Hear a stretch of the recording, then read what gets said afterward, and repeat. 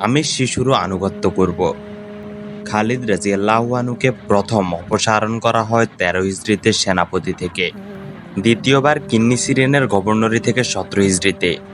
সেনাপতি থেকে যখন অপসারণ করা হয় তখন খালিদ রাদিয়াল্লাহু আনহু কোনো ধরনের প্রতিবাদ ছাড়াই আপন পদচ্যুতি গ্রহণ করেন এবং আবু উবাইদা রাদিয়াল্লাহু আনহুর নেতৃত্ব মেনে চলতে থাকেন।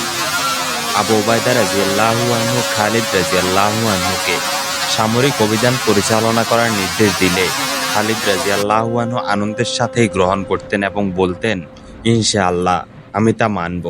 আমি আপনার আদেশের অপেক্ষাতেই ছিলাম।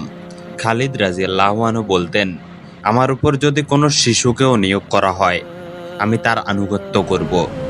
খালিদ রাদিয়াল্লাহু আনহুকে দ্বিতীয়বার যখন পদচ্যুত করা হয় তখন কেউ একজন তাকে বলেছিল, হে মহান সেনাপতি, ধৈর্য ধারণ করুন, এখন ফিতনার সময় ধেয়ে আসছে। খালিদ রাদিয়াল্লাহু আনহু জবাবে বলেছিলেন, ওমর ইবনুল খাত্তাব যতদিন জীবিত থাকবেন ততদিন কোনো ফিতনা মাথাচাড়া দিয়ে উঠতে পারবে না। এটি খুবই শক্তিশালী এবং একনিষ্ঠ ঈমানের প্রকাশ।